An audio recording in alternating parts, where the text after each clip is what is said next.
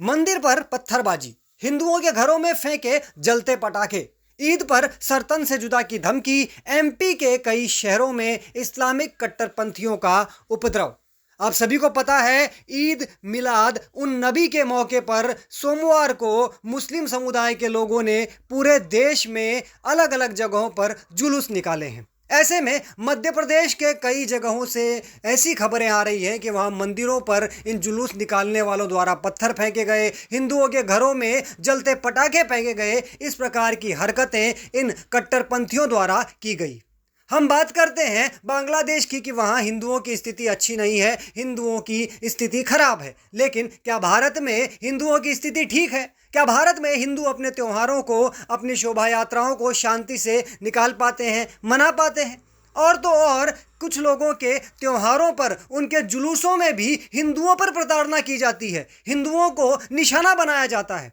इस प्रकार की ये खबरें लगातार बढ़ती जा रही हैं और अभी हाल ही में माननीय ने बुलडोजर कार्यवाही को कुछ दिनों के लिए रोक दिया है, यानी अगली सुनवाई तक के लिए। आशा है अगली जब सुनवाई होगी तो इन सारी बातों पर भी ध्यान दिया जाएगा कि किस प्रकार से भारत में हिंदुओं को लगातार निशाना बनाया जा रहा है, उनके त्योहारों को निशाना बनाया जा रहा है, उनकी शोभा यात्राओं को निशाना बनाया जा रहा है। और तो और एक विशेष समुदाय के जब जुलूस निकलते हैं तो उनमें भी हिंदुओं को, हिंदू मंदिरों को निशाना बनाया जा रहा है। इस पर भी माननीय गंभीरता से विचार करेंगे और हम मानते हैं कि ऐसे घटिया सोच के थर्ड ग्रेड के लोगों के ऊपर बुलडोजर से कार्यवाही लगातार होनी ही चाहिए और तेजी से होनी चाहिए। ऐसे घटिया लोगों के घरों को, ऐसे घटिया लोगों के ठिकानों को, मजहबी ठिकानों को ध्वस्त करना चाहिए यदि वो अवैध हैं और यदि वहां पर अवैध कार्य हो रहे हैं। इसमें कोई गलत नहीं है। अवैध कार्य होने वाली जगहों को साफ करना,